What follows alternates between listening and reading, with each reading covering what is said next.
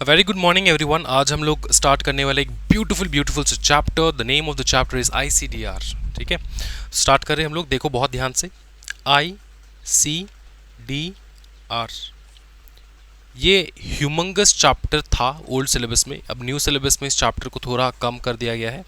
And also at the same time ये one of the most important chapter है। Most important मतलब heavy marks weightage जो है इसमें आता है, इस चैप्टर में से आता है। कभी कभार क्या होता है कि नहीं आता है एकदम, और कभी कभार जब आता है ना तब 15, 18, 20 मार्क के क्वेश्चंस एक ही चैप्टर में से पूछ लिया जाता है दोस्तों। तो तुमको बहुत ध्यान से इस चैप्टर को कंप्लीट करना है। चैप्टर हम लोग पढ़ रहे हैं ICDR। क्या पढ़ रहे हैं? ICDR full form. IC का मतलब होता है issue of capital. Issue of capital. DR का मतलब होता है डिस्क्लोजर रिक्वायरमेंट। पूरा चैप्टर को हम लोग पढ़ते हैं issue of capital and disclosure requirement, जिसको हम लोग टोटल कहते हैं ICDR। क्या कहते हैं? ICDR। बहुत ब्यूटीफुल तरीके से देखेंगे। अच्छा, सबसे पहले इशू ऑफ कैपिटल। अब तुमको पता है कि कैपिटल रेज करने के कौन से तरीके हैं, तुमको तो वो पता ही होगा, है ना। एक दो तरीका हम लोग यहाँ पे एक्सप्लेन करते हैं, फिर आगे जाके पूरा अच्छे से एक्सप्लेन करेंगे। फिलहाल एक आइडिया ले लेते हैं। सबसे पहले IPO, इनिशियल पब्लिक ऑफरिंग। दूसरा है FPO, फर्दर पब्लिक ऑफरिंग। तीसरा है हमारा, बताओ क्या? Right issue. क्या है? Right issue, right. उसके बाद है हमारा प्रेफरेंशियल इशू। Preferential issue. फिर हमारा आ सकता है क्वालिफाइड इंस्टीट्यूशनल प्लेसमेंट। ठीक है। फिर आ सकता है हमारा जैसे बोनस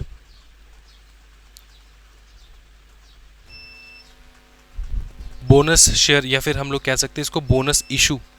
अब इशू पढ़ रहे तो इशू करते हैं, बोनस इशू। क्या पढ़ रहे? Bonus issue. फिर आता है हमारा प्राइवेट प्लेसमेंट। Private placement. तो ये कुछ तरीके जो है हम लोग ICDR में पढ़ने वाले, जहां से अपना इंस्टीट्यूट अपना कंपनी जो है वो इशू करता है कैपिटल।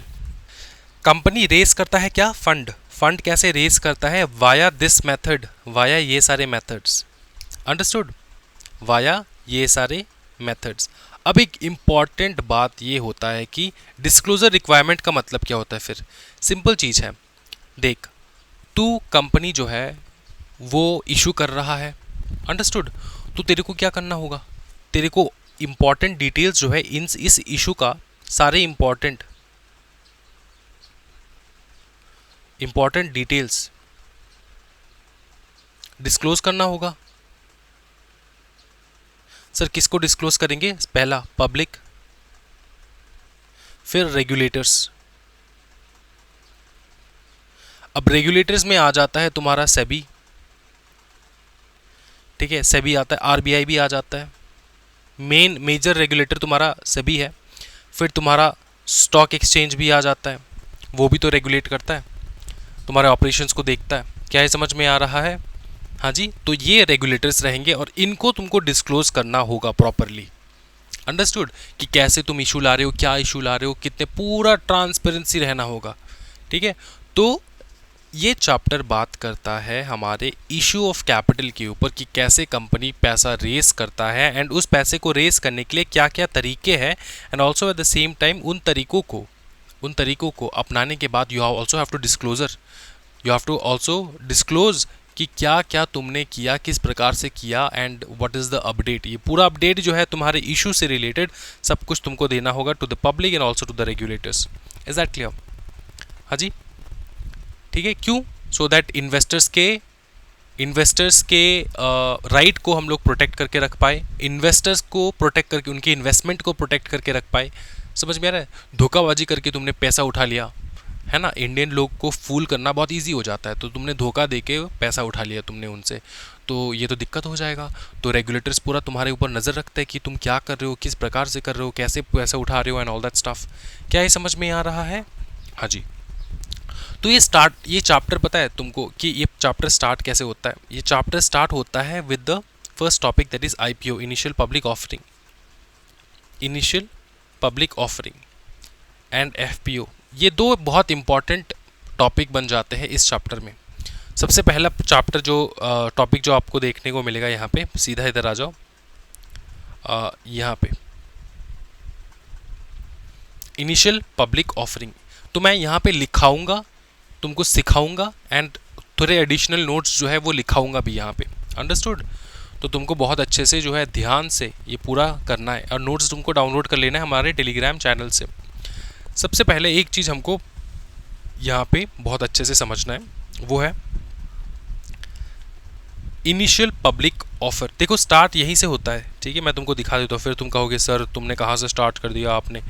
ये लर्निंग ऑब्जेक्टिव्स है, कंसेप्ट है, फिर यहाँ से सीधा इधर पे इंट्रोडक्शन वगैरह तुमको दे दिया मैंने, सीधा इधर से स्टार्ट होता है, ठीक है? Types of issue in capital market, सबसे पहला आता है तुम्हारा इनिशियल पब्लिक ऑफरिंग। अब कोई भी बंदा इनिशियल पब्लिक ऑफरिंग जो है वो आग बंद करके बता सकता है इनिशियल का मतलब क्या होता है।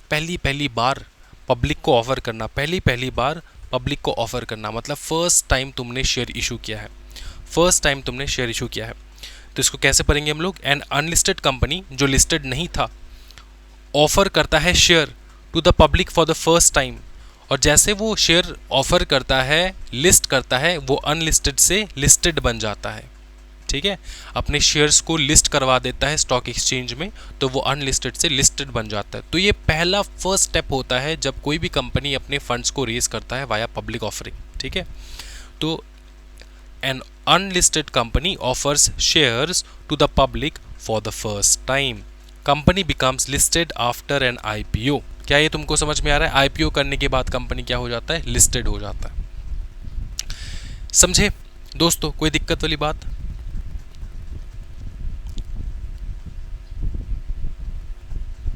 कोई दिक्कत वाली बात नहीं, बहुत इजी सर। फिर सीधा इधर आ जाओ, फर्दर पब्लिक ऑफरिंग।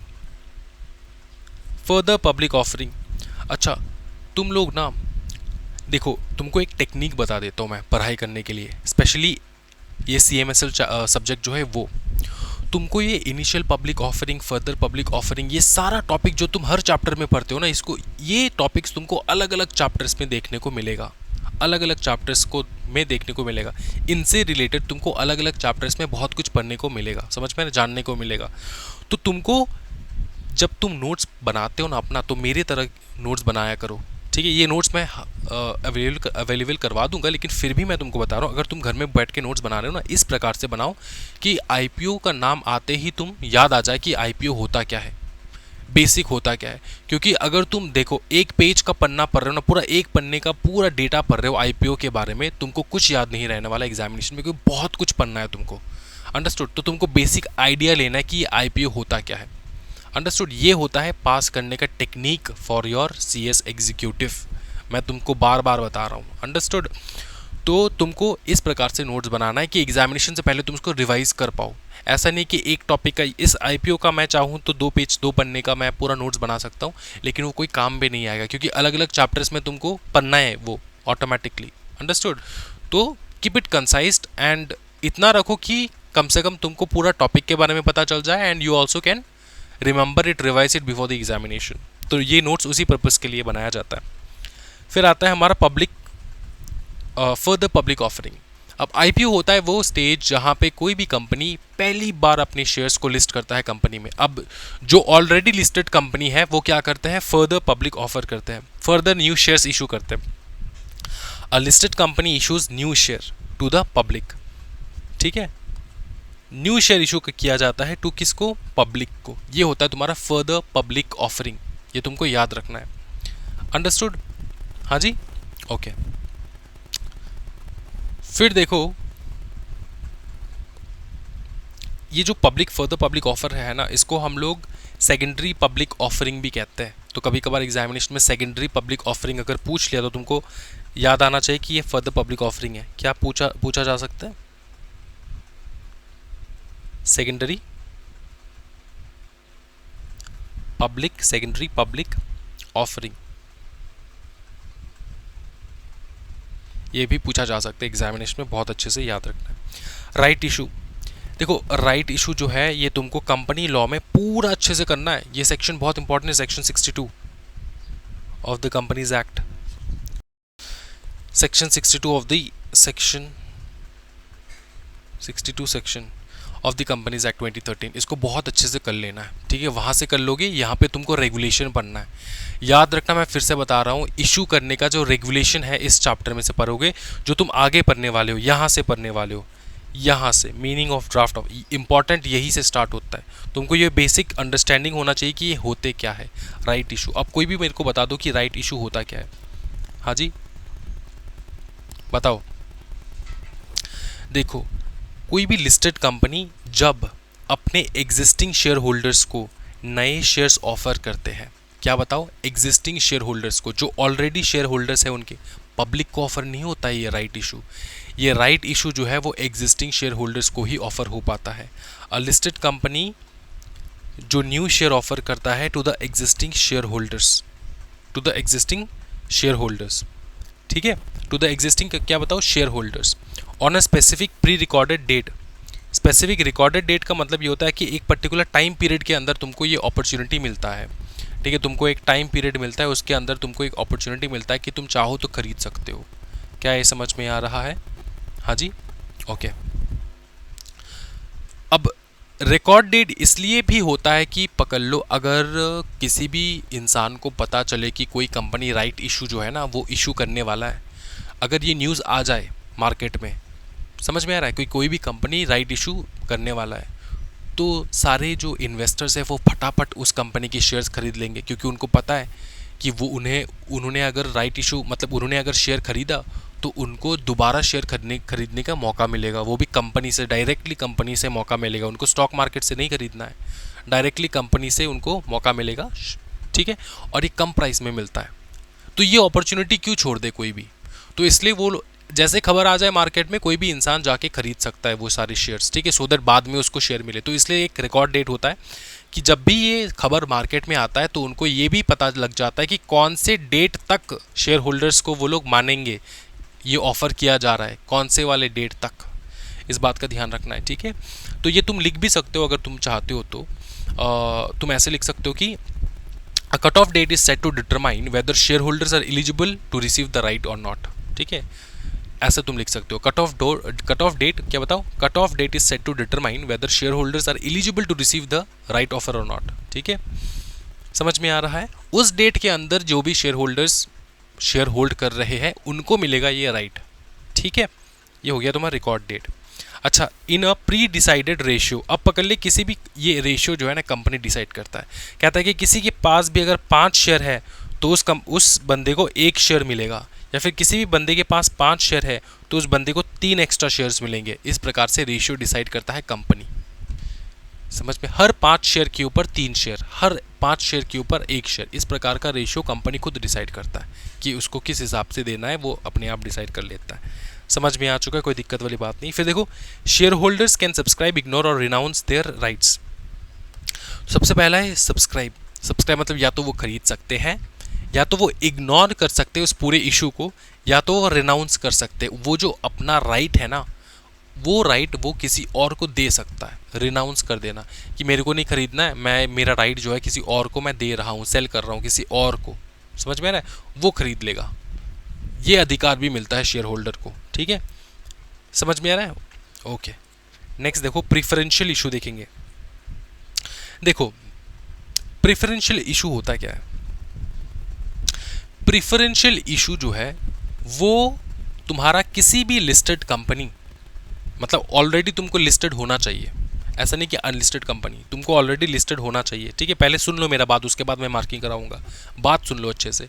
कोई भी लिस्टेड कंपनी, कोई भी जो लिस्टेड है ऑलरेडी, वो इशू करता है शेयर या तो कन्वर्टेबल सिक्योरिटीज़। कन्वर्टेबल सिक्योरिटीज़ का मतलब क्या होता है, डिबेंचर से इक्विटी शेयर में कन्वर्ट हो जाने का सिक्योरिटीज़ को भी कन्वर्टेबल सिक्योरिटी कहते हैं हम लोग, समझ में आ रहा है। कन्वर्टेबल का मतलब होता है कि पकड़ ले डिबेंचर है, डिबेंचर किसी टाइम पीरियड के बाद वो कन्वर्ट होकर इक्विटी में कन्वर्ट हो जाएगा। तो उन प्रकार के इशू को कहा जाता है कन्वर्टेबल सिक्योरिटीज। डिबेंचर भी एक प्रकार का सिक्योरिटी है, ठीक है।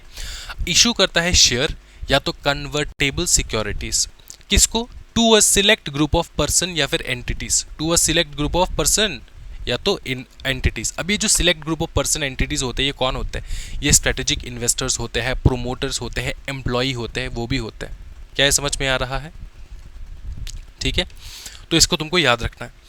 देखो, अब देखो यहां से, a listed company issues shares convertible securities to a select group of person entities on a private placement basis, privately उनको दिया जाता है, ठीक है। तो ये इसको कहा जाता है प्रीफरेंशियल इशू, ये पब्लिक को नहीं दिया जाता डायरेक्टली, याद रखना। अब आता है qualified institutional placement. Qualified institutional placement हमेशा क्वालिफाइड इंस्टीट्यूशनल बायर्स को ही किया जाता है। जो क्वालिफाइड है एज एन इंस्टीट्यूशनल बायर, बहुत बड़े लोग होते हैं, वो भारी इन्वेस्टमेंट करते हैं वो लोग। ये चैप्टर 1 और 2 में तुमने कर रखा है। तो सीधा बात ये है कि ये भी एक प्रकार का तरीका होता है कि तुम कंपनी में फंड रेज कर सकते हो by issuing qualified institutional placement to the qualified institutional buyers. Simple चीज, a listed company issue shares eligible securities only to qualified institutional buyers. तो उस प्रकार के इशू को कहा जाता है क्वालिफाइड इंस्टीट्यूशनल प्लेसमेंट। फिर सीधा आ जाओ बोनस इशू में। A company issues free additional shares to existing shareholders by capitalizing its revenue and profits, reward shareholders। ये शेयर होल्डर्स को रिवॉर्ड देने का एक तरीका होता है बोनस शेयर इशू करना, ठीक है। ये भी आप लोग आगे देखोगे। ये जो टॉपिक्स है ना, बोनस शेयर, राइट इशू, ये सब तुमको कंपनी लॉ में पढ़ के आना होगा। अंडरस्टूड? कंपनी लॉ में प्रॉपर तरीके से पढ़ के आना होगा। तो इसलिए मैं एडवाइस क्या करता हूँ पता है हर स्टूडेंट को, बहुत सारे स्टूडेंट्स ना मॉड्यूल 2 पकड़ लेते सबसे पहले। CS का अगर तुमको गुरु मंत्र पता, ऑब्वियसली ग्रुप 1 डिफिकल्ट है देन ग्रुप 2, क्योंकि ग्रुप 2 में 3 पेपर है, ग्रुप 1 में 4 पेपर्स है। लेकिन अगर तुमको बेसिक समझना है ना, बेसिक अगर समझना है तो तुमको पहला जो तुमको ग्रुप चूज करना होता है वो है तुम्हारा ग्रुप 1, जिसमें कंपनी लॉ है। वहाँ से तुमको स्टार्ट करना होता है, वो है तुम्हारा ABCDE। तब जाके तुम लोग ये बाकी की जो SLCM के जो सब्जेक्ट है या फिर CMSL का जो सब्जेक्ट है, ये तुम अच्छे प्रकार से कर पाओगे। क्या ये समझ में आ रहा है? क्योंकि मैक्सिमम चीज़ें जो है वहीं से पढ़ के यहाँ पे आना पड़ता है तुमको। इसीलिए इंस्टीट्यूट ने ये सोच के रखा है ना। इंस्टीट्यूट अगर सोचता कि नहीं CMSL जो है हम लोग ग्रुप 1 में रखेंगे, तो वो लोग ग्रुप 1 में रख सकते थे। उनको भी पता है कि ये ग्रुप 1 में जाएगा नहीं, क्योंकि सबसे पहले तुमको बेसिक क्लियर करना है, तो तुमको ग्रुप 1 करना है, उसके बाद ग्रुप 2। तो ये ऑप्शन रहता है, वैसे तो ऑप्शन रहता है हर स्टूडेंट के पास, चाहे वो ग्रुप 1 करे सबसे पहले या फिर ग्रुप 2 करे सबसे पहले। लेकिन एक्चुअली में जो तरीका होता है पढ़ाई करने का वो है ग्रुप 1, उसके बाद ग्रुप 2, ठीक है। तो ये हो चुका है बोनस इशू। फिर आता है प्राइवेट प्लेसमेंट, जो तुम लोग को पता ही है। प्राइवेट प्लेसमेंट मतलब प्राइवेटली किसी को जो है इशू ऑफर करना। Offering securities to selected group of persons rather than general public. General public को ना ऑफर करके तुम सिलेक्टेड पर्सन को ऑफर करना। इस प्रकार से भी तुम शेयर्स जो है वो इशू कर सकते हो एंड पैसा उठा सकते हो मार्केट से। क्या ये समझ में आ रहा है दोस्तों? Is it clear? Is it 100% clear? कोई दिक्कत वाली बात नहीं है? ओके, फिर हम लोग सीधा इधर आ जाएंगे। मीनिंग ऑफ ऑफर डॉक्यूमेंट, बहुत बहुत important topic. Meaning of offer document, एक होता है ड्राफ्ट ऑफर डॉक्यूमेंट, दूसरा होता है ऑफर डॉक्यूमेंट। अब समझो बहुत अच्छे से, ऑफर डॉक्यूमेंट क्या होता है? तुम जो ये शेयर इशू करने वाले हो पब्लिक को, पब्लिक से जो तुम पैसा उठाओगे, तो तुम न्योता दोगे कि नहीं? तुम्हारा अगर पगले कल तुम्हारा शादी हो रहा है, तुम इनविटेशन कार्ड दोगे कि नहीं? इनविटेशन कार्ड दोगे कि नहीं? सर हम तो व्हाट्सएप कर देंगे। व्हाट्सएप पे भी इनवाइट तो करोगे ना, कुछ तो लिखोगे ना, कम विथ योर फैमिली या फिर come alone, no gifts allowed only cash, कुछ तो लिखोगे यार। तो ये जो इनविटेशन कार्ड तुम छपा रहे हो अपने वेडिंग के लिए, ये भी तुम्हारा एक प्रकार का वेडिंग होता है, जो होता है शेयर का इशू करना एंड उस मार्केट से पैसा उठाना। उसमें तुमको डॉक्यूमेंट देना होता है। अच्छा, तेरे इनविटेशन में लिखा क्या होता है? वेन्यू कहाँ पे है, टाइम कहाँ पे है ना? वेन्यू, टाइम, प्लेस, सब कुछ प्रॉपर तरीके से लिखा होता है कि नहीं? कौन सा बिल्डिंग, सब कुछ लिखा होता है। उसी प्रकार से ऑफर डॉक्यूमेंट में भी सेम चीज़ लिखा होता है कि तुम लोग जो इशू कर रहे हो, तुम लोग जो इशू कर रहे हो, कितना शेयर इशू कर रहे हो, कितने प्राइस पे कर रहे हो, कितने लोगों को कर रहे हो, ठीक है, मिनिमम इन्वेस्टमेंट कितना होगा, शेयर का प्राइस कितना होगा, सब कुछ लिखा होता है डॉक्यूमेंट पे। उसको कहा जाता है ऑफर डॉक्यूमेंट, ठीक है। अब ऑफर डॉक्यूमेंट से पहले जो तुम ड्राफ्ट बनाते हो, क्या बनाते हो? ड्राफ्ट। ड्राफ्ट का मतलब क्या होता है सर? ड्राफ्ट मतलब मेन कॉपी बनाने से पहले तुम एक बार ड्राफ्ट बनाते हो ना, नॉर्मल एक बार लिख के देखते हो कि किस प्रकार से कैसा करना चाहिए, एक रफ प्लान बनाते हो, उसको कहा जाता है ड्राफ्ट ऑफर डॉक्यूमेंट। समझ में आ रहा है? क्या बताओ? Draft offer document. ये जो ड्राफ्ट ऑफर डॉक्यूमेंट होता है वो सबसे पहले सुन लो, मेरा बात सुन लो, उसके बाद तुमको पूरा मार्किंग करवा दूंगा मैं, टेंशन वाली बात नहीं है। सबसे पहले याद रखना, और जितने भी बच्चे सुन रहे हैं ना वो पेन पेपर लेके बैठ जाओ। कुछ चीज़ें जो मैं आउट ऑफ द बुक बताऊंगा उसको तुमको लिख लेना है आराम से, सो दैट तुम लोग ना ये तुम्हारे अंदर आ जाए ये चीज़ें। देखो, ये जो ड्राफ्ट ऑफर डॉक्यूमेंट होता है ये पता है किसको जाता है? सबसे पहले वो जाता है सेबी को। सबसे पहले इनिशियल वर्जन जाता है सेबी को, ठीक है, at least 30 days before filing with ROC and stock exchange. अब तेरे को पता है कि ये जो डॉक्यूमेंट है ये तेरे को आरओसी के पास भी देना है, रजिस्ट्रार ऑफ कंपनीज के पास भी देना है, and also the same time stock exchange को भी देना है। लेकिन उनको देने से पहले 30 दिन पहले तुमको दे देना होता है, किसको बताओ? सेबी को, securities exchange board of India, ठीक है, समझ में आ रहा है? तो ये इनिशियल वर्जन जाएगा उनके पास। अब सेबी क्या करता है? सेबी ना उसमें चेंजेस। अब देख, सबसे बड़ा मालिक कौन? सबसे बड़ा मालिक होता है घर में मम्मी पापा। अब तेरे मम्मी पापा है ना, उसके बाद जितने भी तेरे बड़ा भाई बड़ा बहन जो है, तो सबसे पहले परमिशन, अगर तेरे को नाइट आउट के लिए जाना है, तेरे को कैंपिंग के लिए जाना है, तेरे को कहीं पे जाना है, ऋषिकेश जाना है, कुछ भी करना है तेरे को, ठीक है, तो तू सबसे पहले किसके साथ बात करेगा? सेबी के साथ बात करेगा, मम्मी पापा के साथ बात करेगा। तो देख, लिस्टेड कंपनी का बाप एक ही होता है, लिस्टेड कंपनी का बाप होता है फादर। घर में फादर जो होता है ना लिस्टेड कंपनी का, वो होता है सेबी। और जो अनलिस्टेड कंपनी होता है ना, अनलिस्टेड कंपनी सेबी को मामा की नज़र से देखते हैं, मामा, माँ का भाई की नज़र से देखते हैं, क्योंकि ज़्यादा उनके साथ अटैचमेंट नहीं रहता है अनलिस्टेड कंपनीज़ का। अनलिस्टेड कंपनीज़ का सेबी से ज़्यादा लेना देना नहीं होता है मामा जैसा, ठीक है। लेकिन जो लिस्टेड कंपनीज़ होते हैं ना, उनका बाप होता है, फादर होता है कौन? सेबी। तो सबसे पहले तुम जो ये इशू ऑफर कर रहे हो किसको देना है? सेबी को देना है। सेबी के पास जाएगा, उसके बाद सेबी क्या करेगा? बताओ क्या करेगा? सेबी जो है सजेस्ट करेगा किसी प्रकार के चेंजेस अगर चाहिए तो तुम्हारे इस ऑफर डॉक्यूमेंट में, ड्राफ्ट ऑफर डॉक्यूमेंट में, ठीक है, कुछ भी प्रकार का चेंजेस अगर चाहिए तो सेबी बता देगा, ठीक है। समझ में आ रहा है? तो इसको तुम ऐसे याद रख सकते हो कि आफ्टर रिसीविंग द डीओडी मतलब draft offer document, SEBI provides comment and may require the company to make modifications.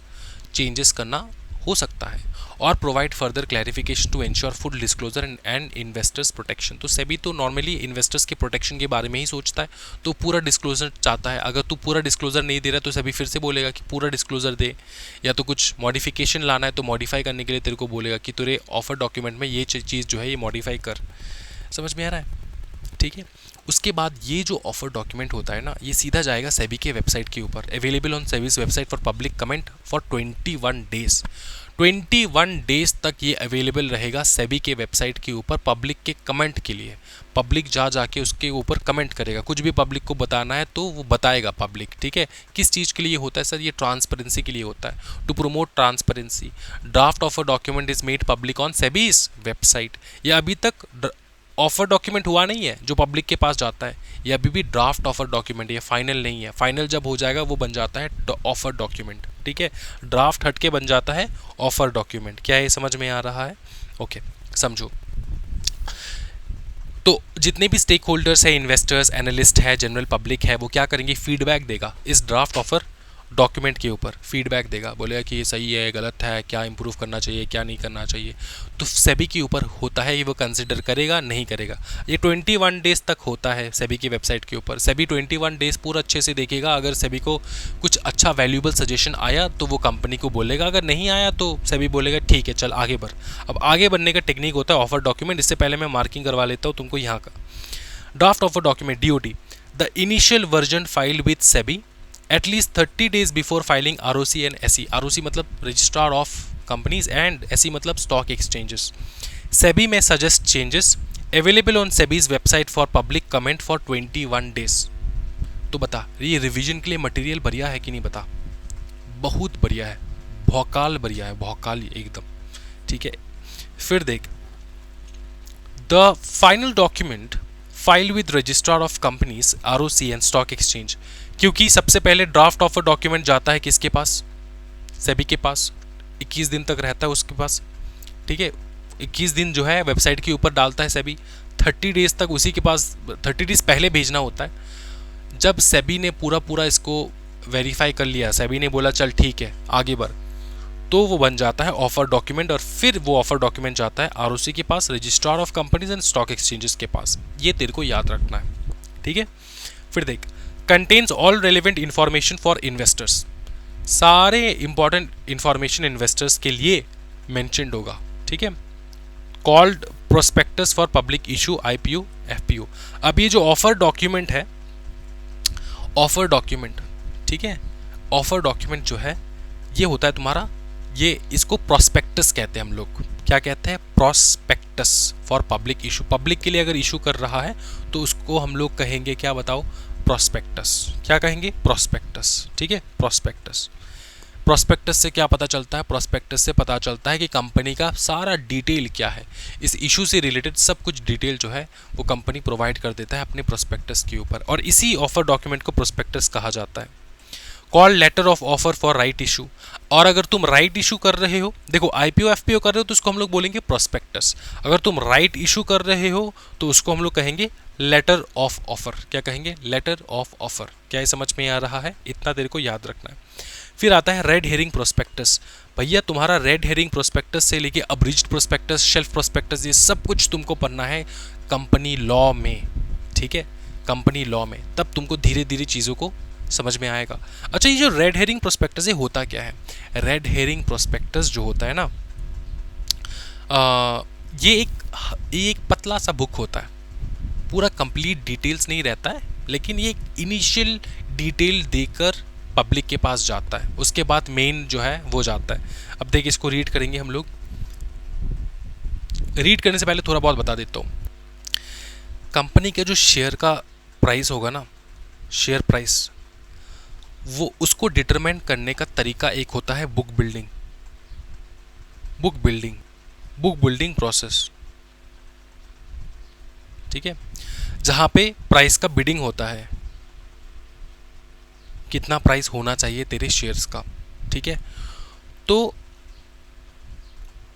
यहाँ पे तो शेयर पूरा कंप्लीटली, शेयर का क्या प्राइस रहेगा वो तो कंप्लीटली यहाँ पे मेंशन नहीं हो सकता, क्योंकि अभी भी बिडिंग बंद हुआ नहीं है, बिडिंग चल रहा है। बिडिंग जब क्लोज होगा तब पता चलेगा। तो दो प्रकार के प्रोस्पेक्टस जाते हैं। एक प्रोस्पेक्टस जाता है तुम्हारा प्रिलिमिनरी प्रोस्पेक्टस कह सकते हो। क्या कह सकते हो? प्रिलिमिनरी प्रोस्पेक्टस कह सकते हो, या फिर इसको तुम कह सकते हो, हाँ, प्रिलिमिनरी प्रोस्पेक्टस कह सकते हो उसको, यही सही टर्म रहेगा, ठीक है, प्रिलिमिनरी प्रोस्पेक्टस। और दूसरा होता है फाइनल प्रोस्पेक्टस, ठीक है। प्रिलिमिनरी प्रोस्पेक्टस में एक हल्का कॉपी जाता है, जहाँ पे शेयर्स के बारे में, कंपनी के बारे में मोटा मोटा इन्फॉर्मेशन जाता है।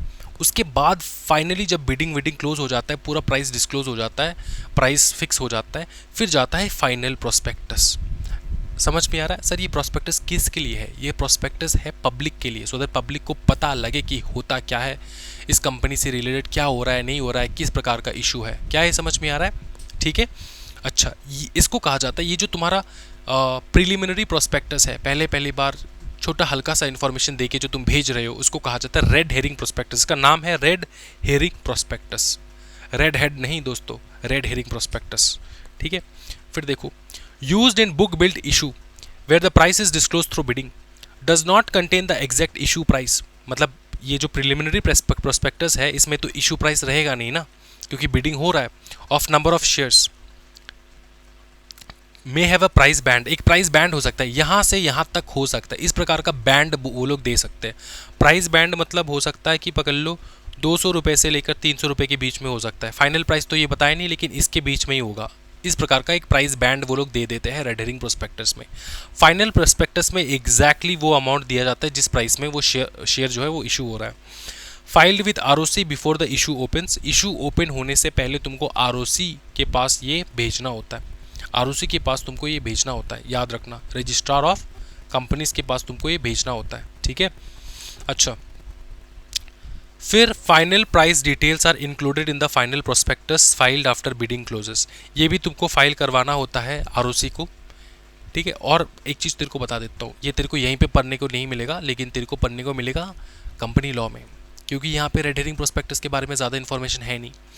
अब ये जो रेड हेरिंग प्रोस्पेक्टस है और ये जो फाइनल प्रोस्पेक्टस है, रेड हेरिंग प्रोस्पेक्टस में क्या नहीं हो सकता है, प्राइस नहीं हो सकता है, लेकिन बाकी डिटेल्स तो पूरा सही हो सकता है ना, क्योंकि प्राइस तो बिडिंग के थ्रू हो रहा है, अभी डिसाइड हो रहा है, अभी डिसाइड हुआ नहीं, वो जैसे डिसाइड हो जाएगा फाइनल प्रोस्पेक्टस में चला जाएगा।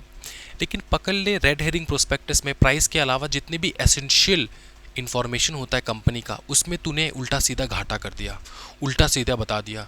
पकड़ ले कंपनी का प्रॉफिट हुआ ही नहीं था पिछले साल, लेकिन तूने लिख दिया 200 करोड़ का प्रॉफिट है रेड हेरिंग प्रोस्पेक्टस में।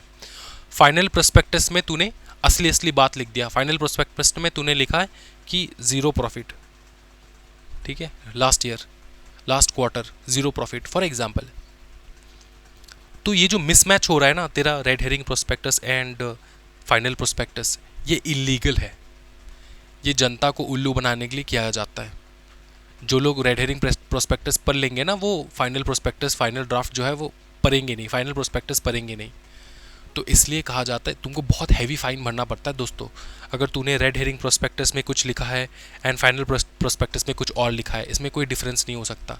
अगर बाई चांस तू एकदम गुड फेथ में तू काम कर रहा है, रेड हेरिंग प्रोस्पेक्टस में तूने कुछ लिखा जो तेरे को बाद में पता चला कि तूने गलती से लिख दिया, तो तेरे को फाइनल प्रोस्पेक्टस में ये मेंशन करना होगा कि हमने ये चीज़ जो है ये रेड हेरिंग प्रोस्पेक्टस में लिखा था, लेकिन वो असली में है नहीं, वो इस कारणवश जो है वो मिस्टेक हुआ था, ये इसका नंबर जो है ये होना चाहिए, इस प्रकार से तुमको मेंशन कर देना होगा। समझ में आ रहा है ना, तो इसको ध्यान रखना है। और ये आरओसी सेबी बहुत अच्छे से ख्याल से देखेगा ये चीज़, अगर तूने उल्टा सीधा किया तो हैवी फाइन लगा सकता है, स्टॉक मार्केट से बैन भी करवा सकते हैं, सब कुछ करवा सकता है। तो ये हो चुका है प्रोस्पेक्टस जो हम लोग ने देख रखे हैं। ऑफर डॉक्यूमेंट प्रोस्पेक्टस समझ में आ चुका है, तूने प्रोस्पेक्टस के बारे में कुछ सीखा ही नहीं है। एक होता है शेल्फ प्रोस्पेक्टस। अब ये जो रेड हेरिंग प्रोस्पेक्टस, ये तेरा फाइनल प्रोस्पेक्टस, ये सारा जितना भी प्रोस्पेक्टस है तेरे को बार बार इशू करना पड़ता है। जब भी तू शेयर इशू करने के लिए जा रहा है तो बार बार तेरे को ये प्रोस्पेक्टस जो है निकालना पड़ता है पब्लिक के लिए। लेकिन एक ऐसा कंडीशन भी है जिसको कहा जाता है शेल्फ प्रोस्पेक्टस, जो तेरे यहाँ पे इस चैप्टर में नहीं है, कंपनी लॉ में देखेगा। उसमें तू शेल्फ प्रोस्पेक्टस क्या होता है ना कि एक ही बार तेरे को ये शेल्फ प्रोस्पेक्टस फाइल करना होता है सेबी के पास और सबके पास, ठीक है, सबके पास एक ही बार फाइल करना होता है। और इस एक प्रोस्पेक्टस से तू उस साल में बहुत बार शेयर इशू कर सकता है, एक ही बार। और अगर ये शेल्फ प्रोस्पेक्टस इशू नहीं कर रहा है तो जितना बार तू शेयर इशू करेगा उतना बार तेरे को प्रोस्पेक्टस भी इशू करना होता है। ये होता है शेल्फ प्रोस्पेक्टस। फिर आता है अब्रीज्ड प्रोस्पेक्टस। ये बहुत सारे टॉपिक्स है जो तेरे को कंपनी लॉ में पढ़ने को मिलेगा, ठीक है। अब सीधा आ जाओ सेबी आईसीडीआर के रेगुलेशन, जो तेरा भयानक इंपॉर्टेंट है, यहाँ से शुरू हो जाता है इंपॉर्टेंट। सीधा इधर आ जाओ, ये देखो initial public offer IPO and further public offer. यहाँ से ये तेरे को रीड कर लेना, एप्लीकेबिलिटी किसके ऊपर एप्लीकेबल है, नॉर्मली इन कंपनीज के ऊपर एप्लीकेबल होता है। तेरे को ये रीड करके एकदम मगज में घुसा लेना है इस चीज़ को, ठीक है, इसको रीड करना है। हम सीधा आएंगे यहाँ पे initial public offer IPO and further public offer FPO की में। Entities not eligible to make IPO and FPO देखने वाले हम लोग कि कौन से वो एंटिटीज़ है जो ना तो आईपीओ करवा सकते हैं ना तो एफपीओ करवा सकते हैं, ये पूरा हम लोग देखने वाले हैं अभी। ये रहेगा तुम्हारा होमवर्क एप्लीकेबिलिटी, ठीक है, और ये मैं करवाऊंगा नेक्स्ट क्लास।